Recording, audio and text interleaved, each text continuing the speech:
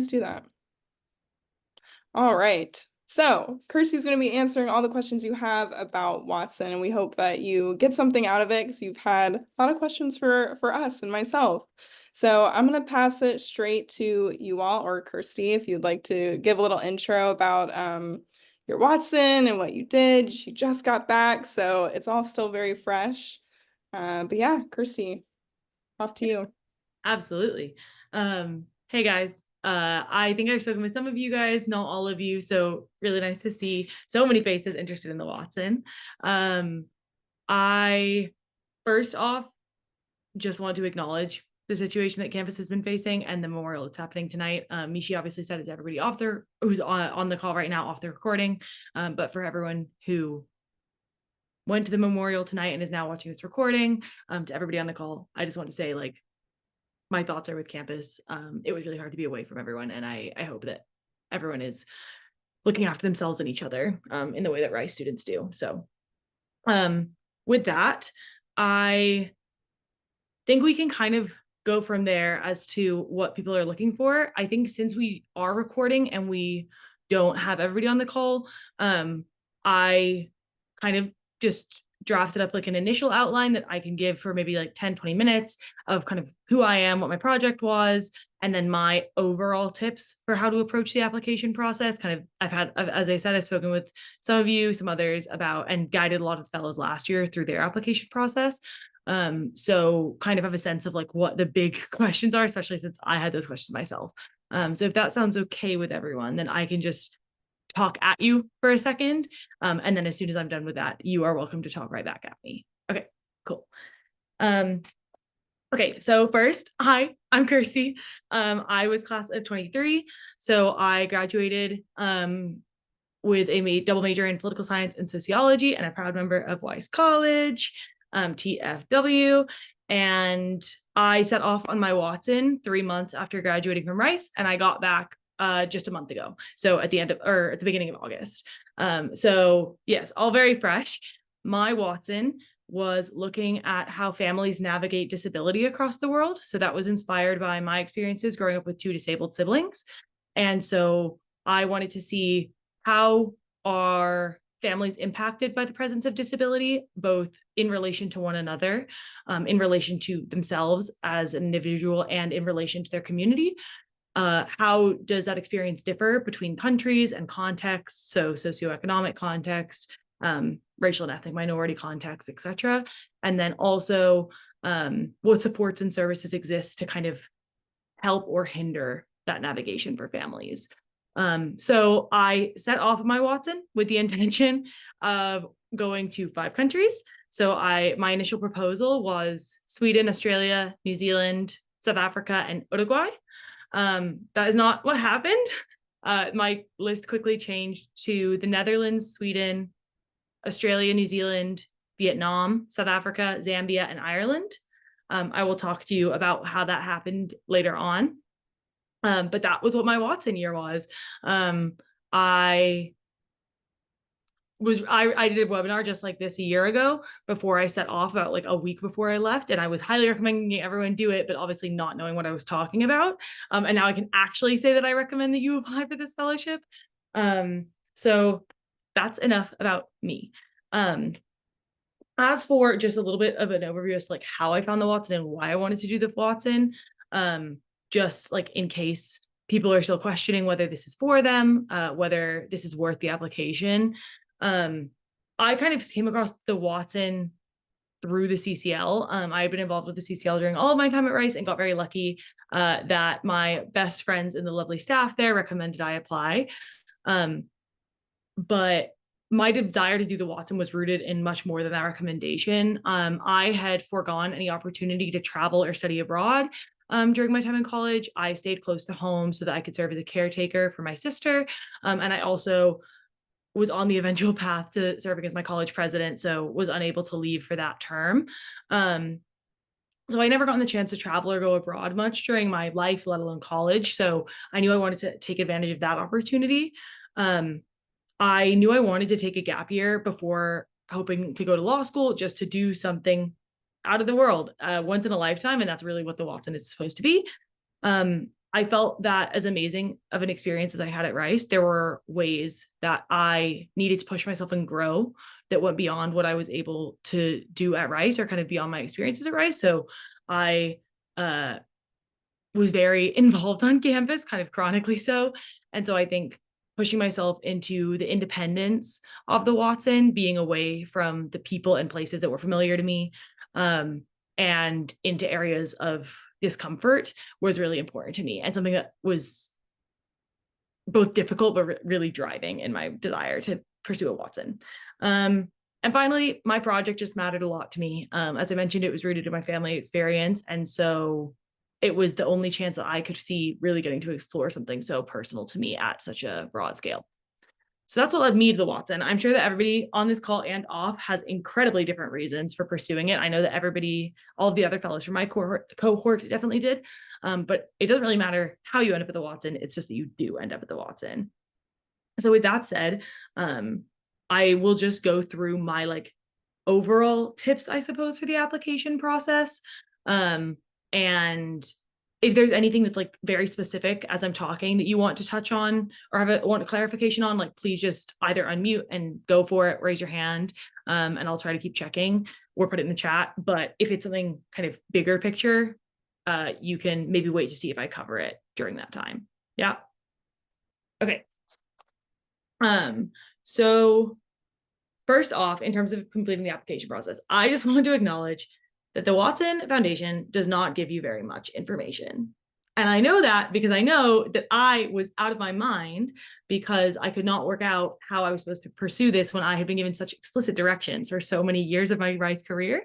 And I also know that because a lot of you guys have been reaching out to me saying, what are they talking about? What do they want from me? So they are very intentional in not providing you any information or guidance. It's both a blessing and a curse. They want to see what you do with boundless opportunity, and how you fill that space, because that is what you're going to have to be doing for a whole year. So the reassurance that I try and give you, and I had to try and give myself, was like, they would tell you if it was something you really needed to know. If it was like a boundary that was hard or like a piece of information they really needed, they would tell you. And if they have not said that, like, it's for you to kind of figure out what you want to make of it. So try and view that as a positive thing. I would recommend that you be very open to changing what you're thinking. I recognize that we're kind of, because of the rescheduling and everything, we're getting pretty close to the deadline. But the lucky thing about that is that were you to be nominated for the national competition from the internal Rice nomination, you still have time to make some edits. And I would just be very open to letting your project evolve as you're writing your application, as you're talking to the CCL and getting feedback, and even just as you're kind of going about your senior year and thinking more about what you hope to get out of this opportunity. I think the projects are supposed to evolve, and they will definitely during your year. So don't lock yourself into anything. In terms of choosing what you want to do your Watson on,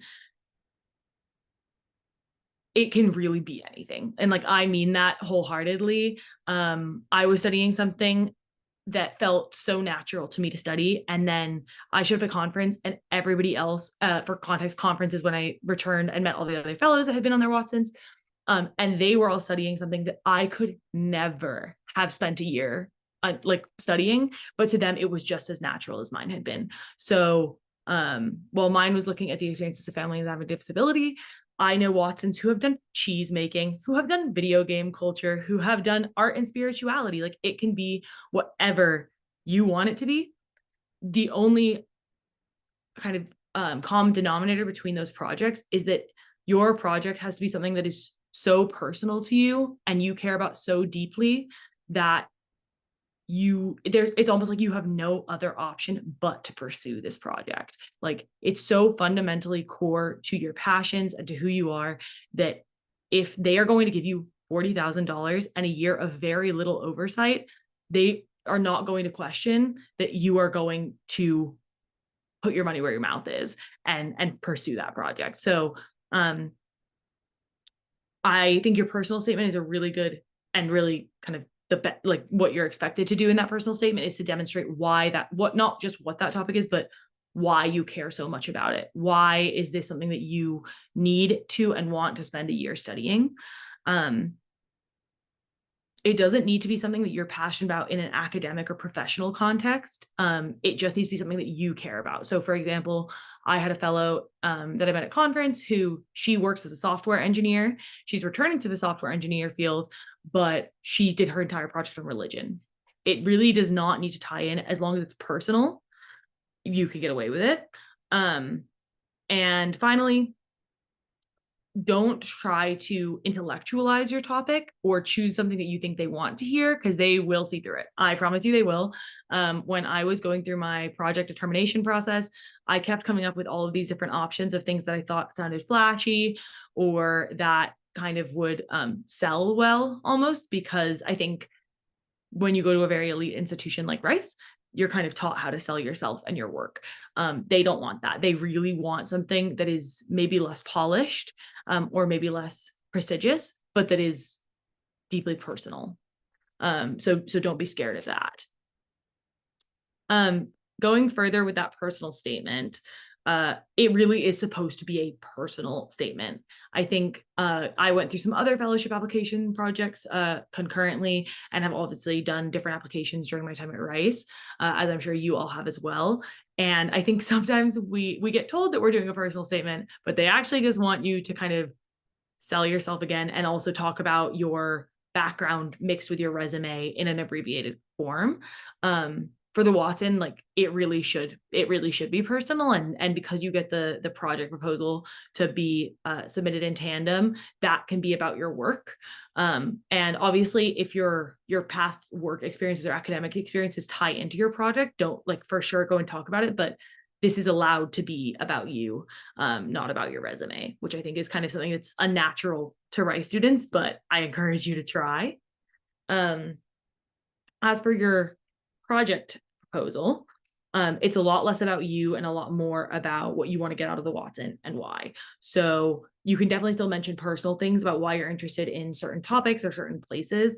But this is the place, this project proposal is the document for you to show that you have an actual plan and have put adequate thought into it to orchestrate it on your own for a year, and that you know how you're going to spend their money, you know how you're going to spend your time, and you know why each of the places you want to go to is significant. So again, as I mentioned, it can kind of look like whatever you want, but things that I would kind of recommend thinking about for your project proposal component is obviously summarizing your topic and an overall research question. You have to list the countries you want to travel to and why. I would try and find something that is specific to each country as to why you want to go there. How you plan to make contacts and connections in those places if you don't have a pre-existing one, which is okay, which we can talk about in a second. Any struggles that you would anticipate and how you would overcome them. So something like a language barrier, or if you're working in a remote or rural context and you're otherwise or used to working in urban ones. And then kind of ending with a common thing of why this project, why Watson, everything else. So that one is a little bit more formal, a little bit more like what you're probably used to doing at Rice, really, really demonstrating how thoughtful and deliberate you can be in planning this year, because it is a lot of work and it is a lot of planning. Yes, okay, those are my big things, I think, for the overall project proposal and personal statement. I do have kind of more things that I can talk about of, like, I know that a lot of people will ask me, like, why do you think you became a Watson Fellow? To which the answer is, I don't know. But I can try and give you a better answer to that. I get a lot of questions about, like, how do you choose countries, things like that, but I will probably leave it there and see where your questions take us.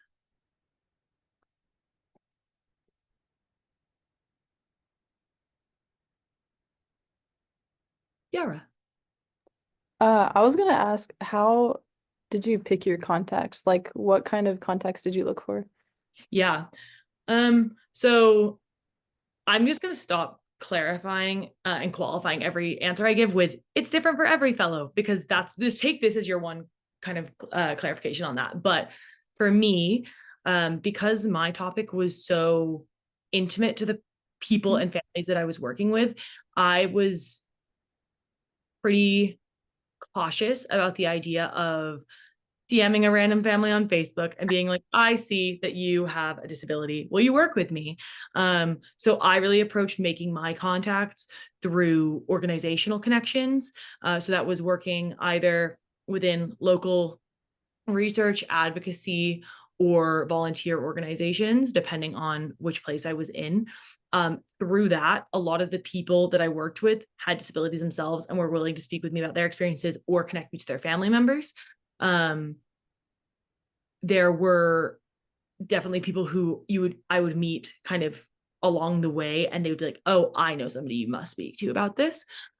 So it did vary a little bit.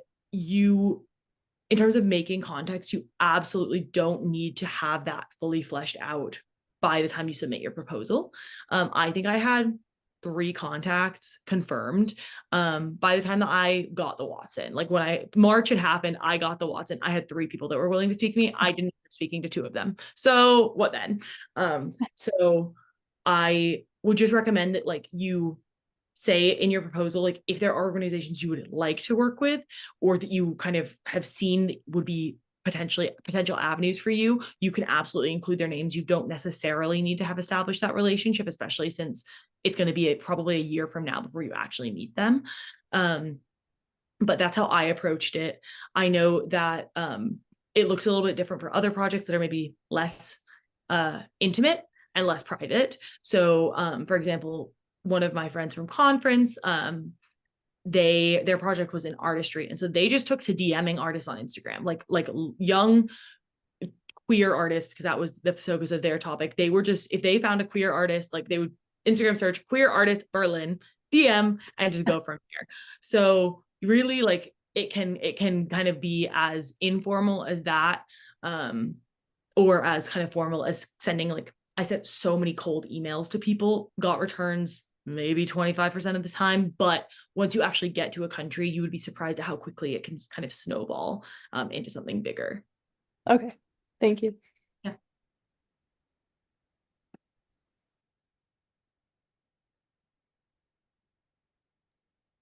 Hello. Hi. So what were some difficulties that you had throughout your entire year abroad? Yeah. Yeah. So I think that that's something that I remember saying when I did this webinar before I actually left for my Watson, as to the question of like, why me? Why did I get this fellowship that is an incredibly privileged once in a lifetime chance? Yeah, I set out my Watson with really open to any of those difficulties because I had very little travel experience. I'm an immigrant, so except for going back home to the UK, like that was really the extent of my travel experience. It was the same 10-hour flight across the Atlantic. I am not a spontaneous person. Like I'm very type A. Kiara will probably laugh because she actually knows me and she'll agree. So will Rosie. I am not necessarily known for being like the chillest person in the world. Like I'm a little bit on my stuff. I'm very insecure. I doubt myself a lot, and I just would not regard myself as that exceptional. So when I got the Watson, I was absolutely like, what am I in for? I don't really know. I think in terms of the difficulties that I faced throughout the year, I give that kind of introduction to your question, even though that's absolutely not what you just asked, to say that all of the difficulties I'm about to describe, I promise you can handle them, because if I can handle them, you can handle them. That's the kind of what I want to get out of that. But in terms of the difficulties, I think that my first 3 weeks of my Watson were really, really difficult. I was really struggling to get my research off the ground in a way that I kind of hadn't anticipated. It's kind of the Watson is notorious for research contacts just ghosting you. And I got that really in full force during my first couple of weeks. I had stayed close to home for college, so I was experiencing homesickness in a way that I had never had before. And yeah, so you absolutely, like, you will get homesick. I think for me, I had anticipated getting homesick about halfway through, around the holidays, things like that. I did not expect it to get me right as I got off the plane. And I think that's kind of one of those things about the difficulties, is that you actually can't predict when they're going to come. They're just going to come, and you're going to deal with them when they come.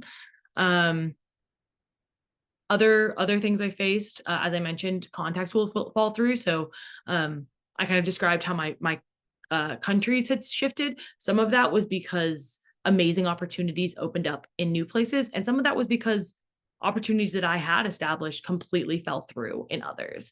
And that is something that's really confronting, especially when you've banked having 2 months in a certain place, and you suddenly have to redirect and pivot. I was in multiple countries with a language barrier, and that can be kind of exacerbate the existing isolation. In terms of my research, I worked around it by finding either external or organizationally provided translators. And I actually felt that really enriched my experience, because people really got a kick out of teaching me Tonga in like the Zambian village that I lived in and things like that. But it definitely does not always sit easily, obviously, when you walk into a grocery store or a market and you can't communicate. I got pretty lucky in that I did not get sick on my Watson, except for one bout of food poisoning that was pretty short-lived. Other people definitely do. So that is just a fact of travel. I'm trying to think if there's anything else. Yeah, I think there's definitely things. I think being away from home for a year is really hard. When Beer Bike rolled around and all of my friends were coming back to campus and I was in South Africa at the point, I was like, FaceTime me in for the races. Like, I don't know.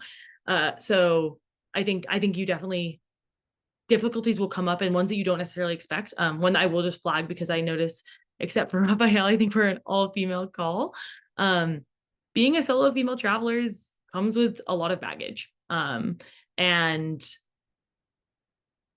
I know that I felt both kind of the potential for harassment and also very actualized experiences of that happening. The Watson is very intentional about speaking to you about that experience, but that's not going to stop it from happening. So I think the female Watsons and the women identifying Watsons have to definitely kind of take that with an additional precaution. But all of those are to say, like, I think the difficulties of the year are what make it as rewarding as it is. I found growth and fulfillment in getting through the hard moments that at times I absolutely did not think I would. And the reason that the Watson works so well is because it is supposed to make you uncomfortable, and like, you're supposed to find difficulty, and then you're supposed to get out the other side and show yourself that you can. So yeah, I hope that helps a bit. Yes, thank you so much.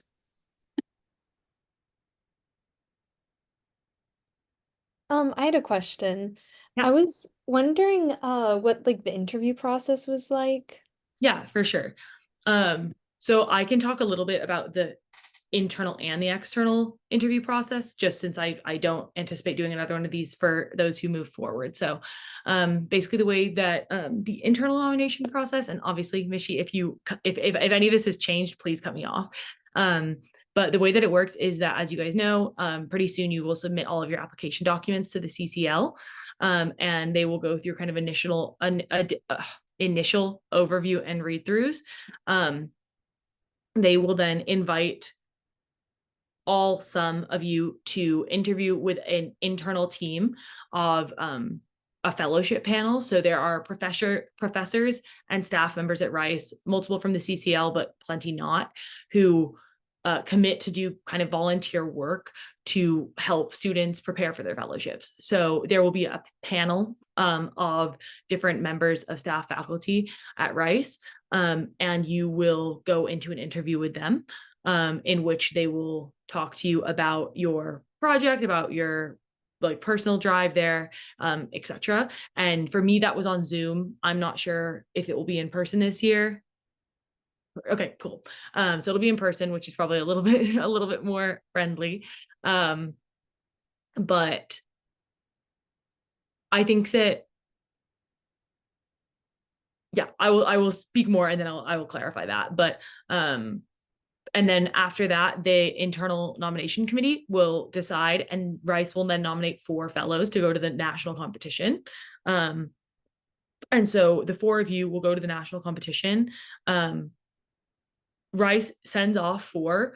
All 4 of Rice students could get it, or 0 could get it. There's 40 partner institutions and there's 40 spots, and each of them send 4 Rice. So naturally, people assume that every school gets 1. And for my year, I was the only Rice fellow to get it. But years prior, there have been none. Other schools at conference had 2 or 3. So it really just depends on like I guess which school lucks out that year. The national nomination process looks a little bit different than the internal one. It is not a panel. It is a one-to-one conversation with a Watson alumni. So I met Nate in the minor lounge at like 10 a.m. on a Tuesday. And I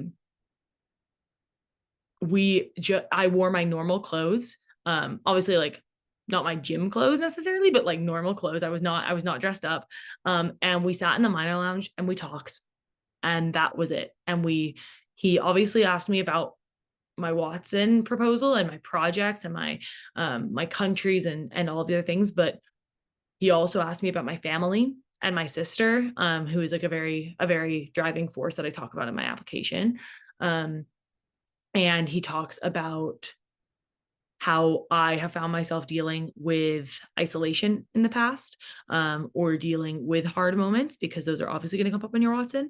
Since Nate was a Watson alumni, as will all of the interviewers be, they will share some about their experiences on the Watson, both what their project looked like and their ups and downs, which I think really made my application process or my interview experience like so much more impactful, hearing firsthand from somebody who had done this.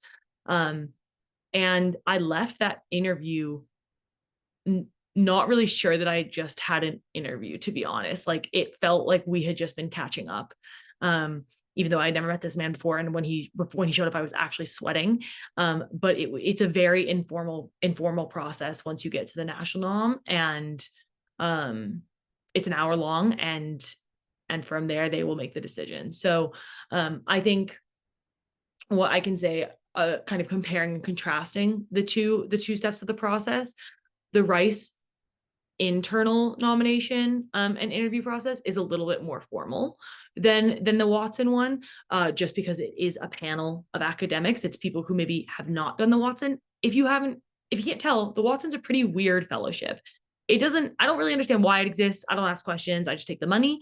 But like, I don't necessarily think that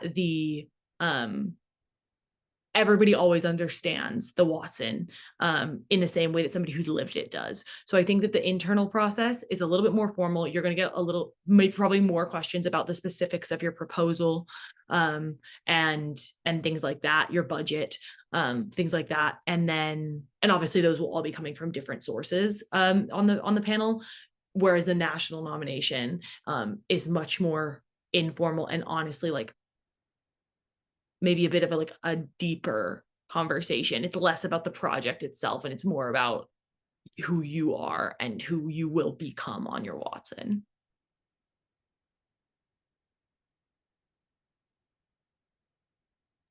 Hi, I guess I was just wondering, in what capacity did you interact with your affiliates? I know it's going to be like project dependent, obviously, but were they more of a mentor, or did they like connect you to people? Can I clarify what you mean by affiliate? Like the affiliates in your like host country, I Yeah. think, or yeah, like just like people you connect with there. Yeah, for sure. So it really can span anything from a one-time interaction to full-time commitment. So when I was in the Netherlands, the reason that I ended up adding that onto my country list is that one of my close friends from Rice was a Dutch international student, and we had initially bonded over the fact that both of us had grown up with a sister with a disability. And so when I had been talking to her about getting the Watson, she said, what if you went and lived with my family? What if you went and lived with my family for a few weeks and you saw like firsthand what it is like for another family? And so I went and I moved into her childhood bedroom and I lived with her family for 3 weeks, and they connected me to other families of predominantly children with disabilities in the area.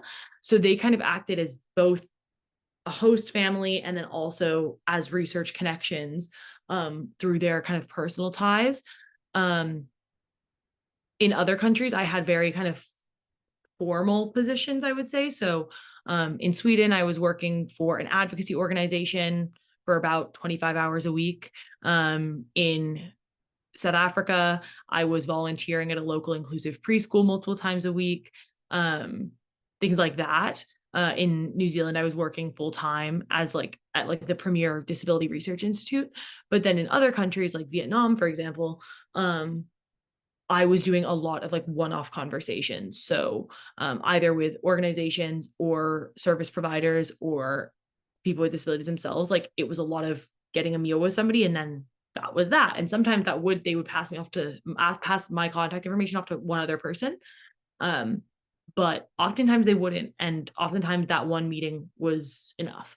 So I think it kind of depends on the way that both what your project is and the way that you approach your year. I know other people, other fellows who showed up in a country and they said, let's see what happens. And so they would just kind of roll from there with no form of like affiliate tie and see who they could find almost.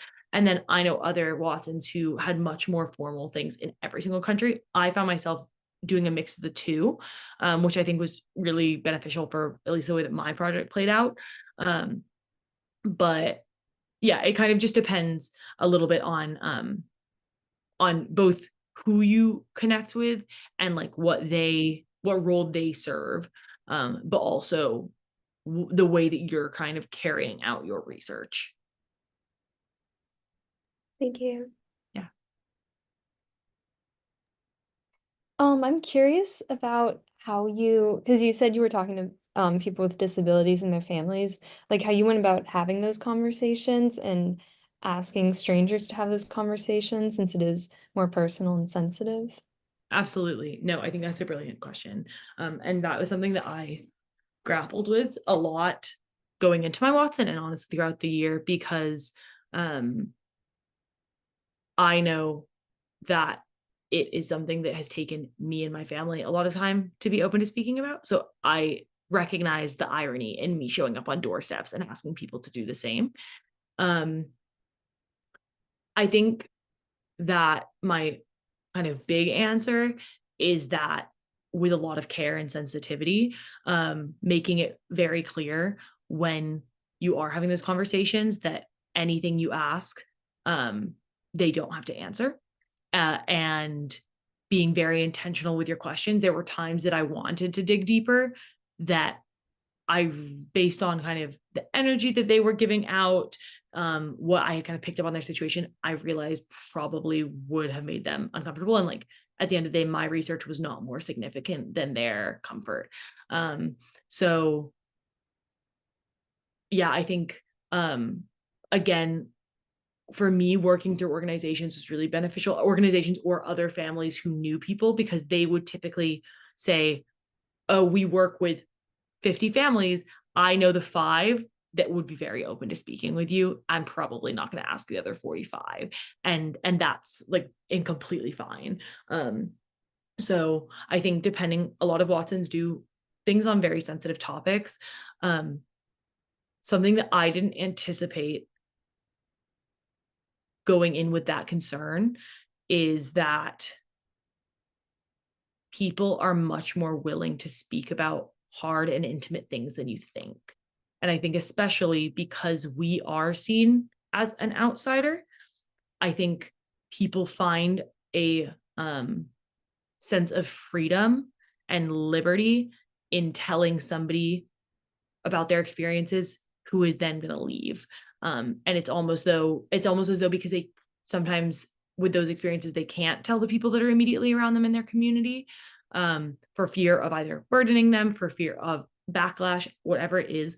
I found people telling me things that I don't necessarily know if they would have if I wasn't an outsider. So it was almost something that I thought would be a barrier to them wanting to speak to me because I was this stranger, was actually, and a lot of times was a benefit. I think also like especially when you're talking to people about difficult things, these are a lot of people that I spoke with in my Watson, and then I think get spoken to during Watsons in general, are people whose voices are oftentimes unheard, either by their communities or by the people in their lives or in an aggregated scale. And I think that having somebody who cares and somebody who wants to hear and remains open to that, like that can move mountains for them. So I was surprised, to be honest. I think just remembering that even though the Watson isn't informal research, so to speak, like it's obviously not quite the same as conducting like published research at Rice in a lab. You do still have to have the disposition of a researcher. So it's not your job to change their mind. It's not your job to share your opinion. I sat in rooms with people in the Netherlands and in Zambia in which they told me that their child's disability was going to go away one day because God would will it so. I'm an atheist. I don't know what to say to that. And it's not a belief I hold. That does not matter.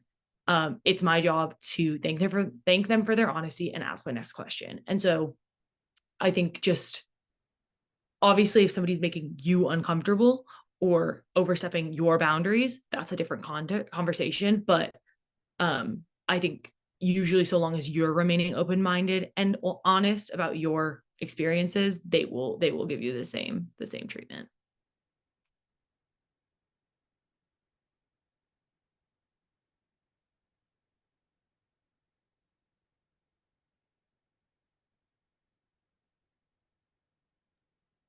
Any other questions for Kirsty?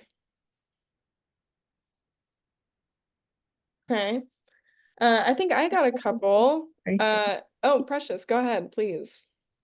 I was gonna say, what is one of your most like treasured or highlighted memories from your Watson year? Thank you for asking. That's so sweet.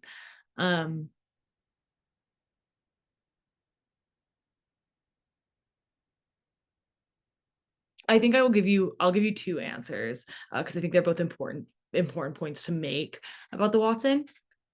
So one of them is that when I was working more or less full time for the kind of premier disability research institute in Dunedin, New Zealand, which is a small town in a small country in the South Island. And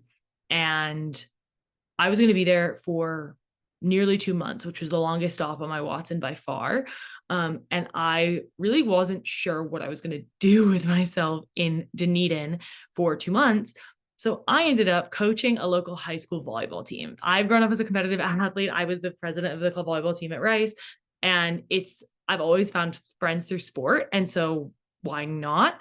So I ended up coaching this team of 13 to 18-year-old girls and driving them around in our minivan, like around the South Island of New Zealand, for their like weekend tournaments, and coaching them when they were having their little teenage angst moments, and like fighting with each other and calling me into the locker room crying and all of the other things.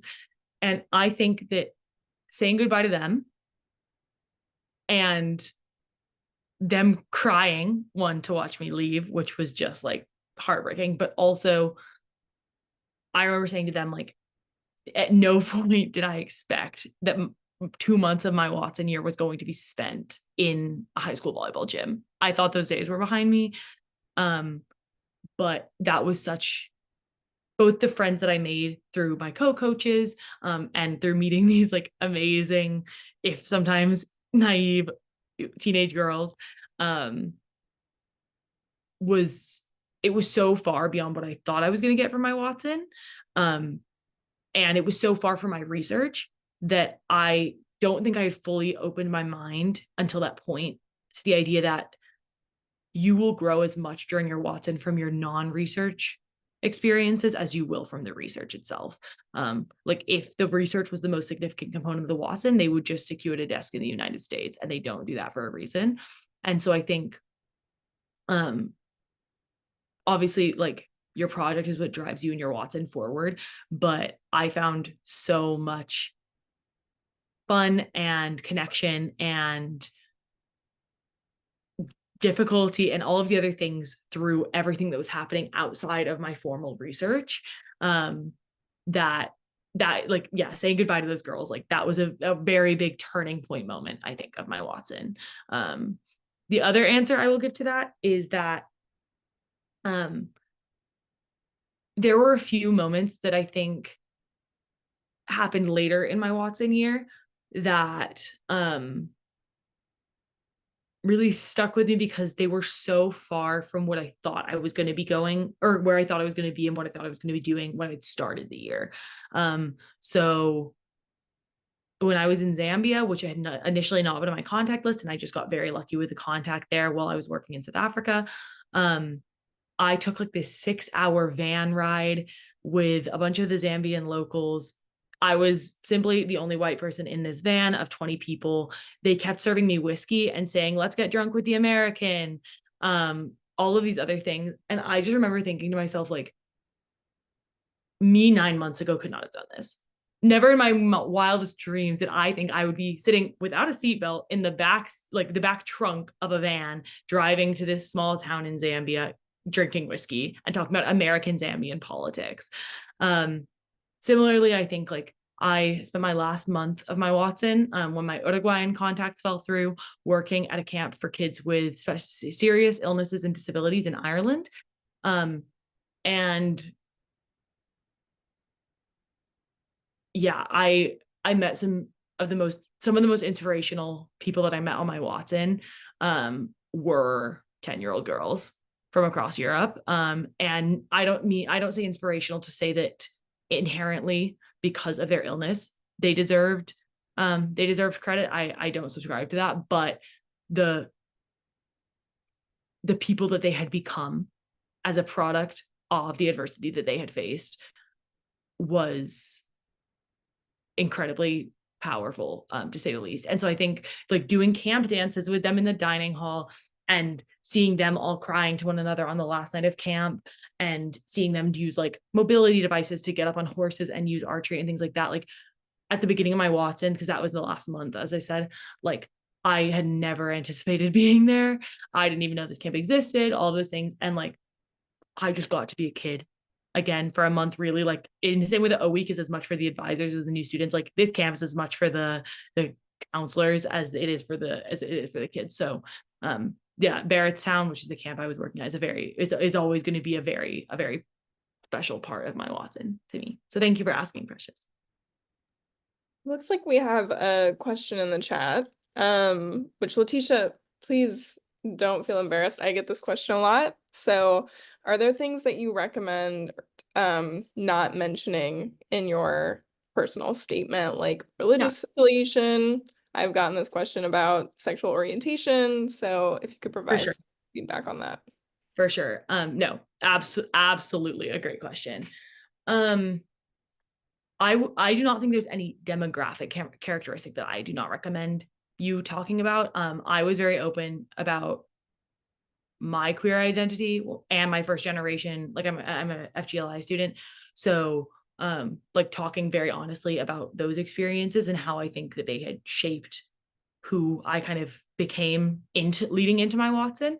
I will just say, before moving on with what you would actually ask, like, I think there's a difference between talking about it in your application and talking about it when you're traveling. There were multiple countries that I did not tell people my sexual orientation. I did not talk in intimate detail about lots of different things that I've experienced, because I felt it would have either compromised my research or it would have compromised my safety. So I think talking about it in your application is very different than talking about it when you're on your Watson, depending on the context. But in your application itself, I don't believe that there is anything that is off limits in terms of like a demographic identity. I think that so often coming from a unique perspective is what will lend itself so well to the Watson.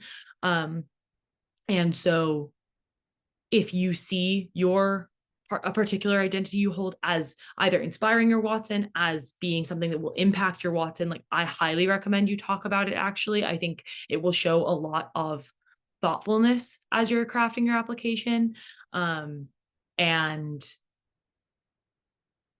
they really like honesty. Like when Danica first read my application, she gave it back to me and she said, if you don't learn to open up, you're not going to get this fellowship, which was simply a slap in the face. But I think the point was made of like, they want you to be transparent. And I think if that's something that's fundamental to who you are, like talk about it. The only difference that I would say in this circumstance, if there is something that you think would cast doubt on your ability to carry out the year that you personally don't think is going to hold you back, but that to an outside viewer might, for example, mental health challenges, I would be very intentional in how you talk about it.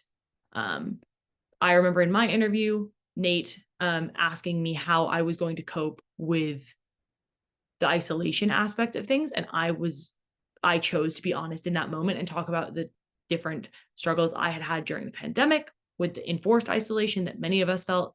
And that was a moment in which I felt like speaking about my own experiences would actually aid my application and further it rather than cast doubt on it. However, I would say if there is something that you don't have a clear response to, were they to ask you, okay, thank you for sharing, what are you going to do about that when you're away from everything and all of those other things? Like, I would just be a little bit cautious on something like that. So that's my kind of side box of like, the only thing I would say you should consider talking about or not talking about is something that would really cast doubt on your ability to carry it out. Everything else, like, they do want to hear, they really want to see like the authentic you. I have a really quick question, Kirsty.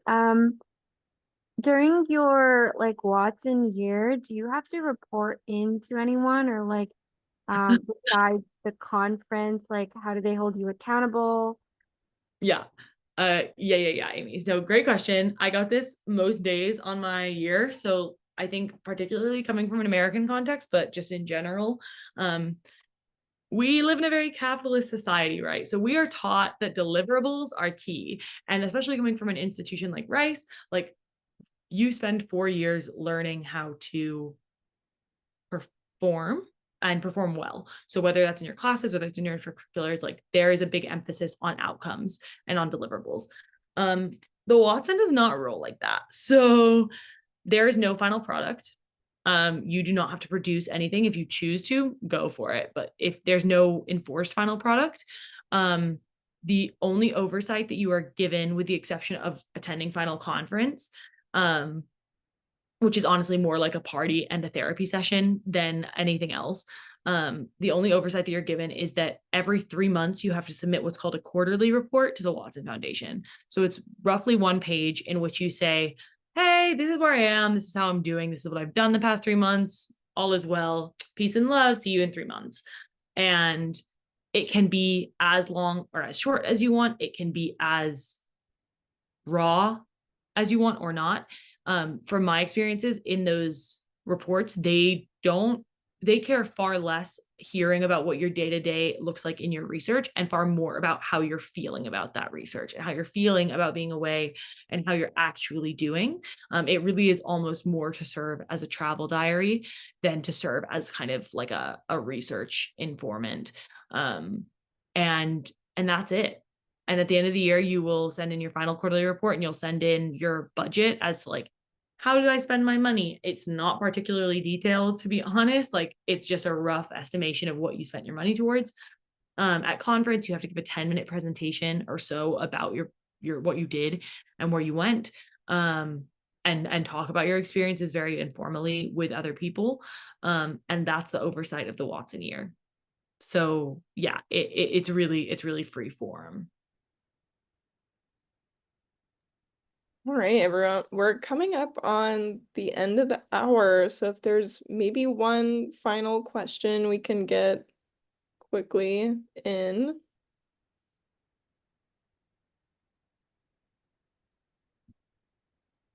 All right.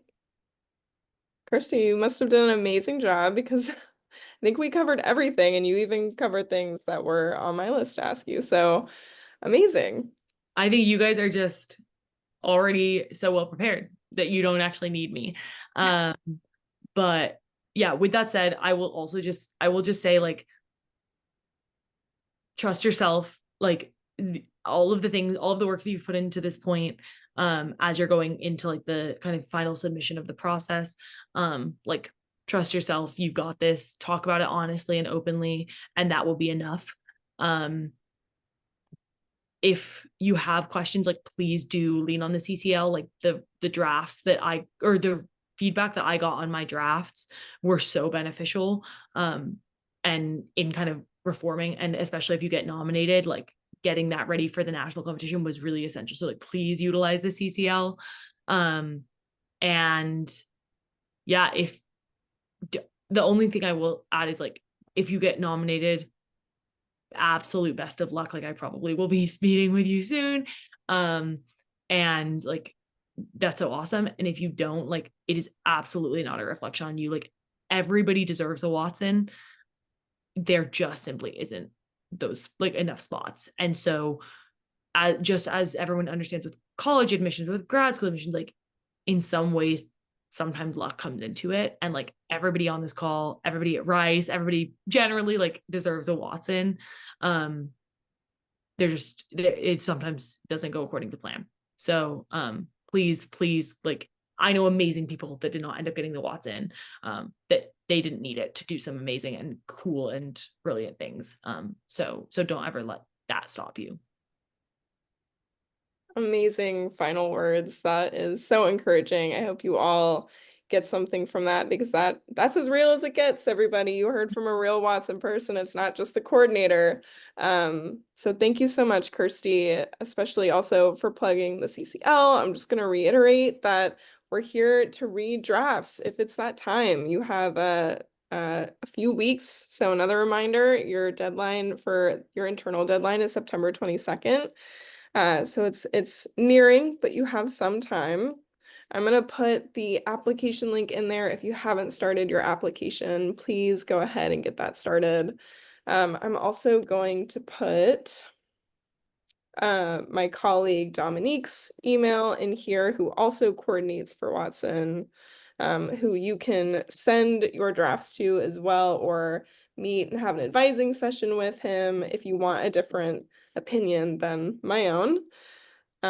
Here's Dom's email. I think you all already have mine, but I can put it there. All right. Well, with that, if there's nothing else, thank you all so much for joining. I really hope you got something out of this session. I know I did. Thank you. And thank you, Kirsty. Thank you guys for coming and letting me talk at you for a bit. Thank you. Thank you.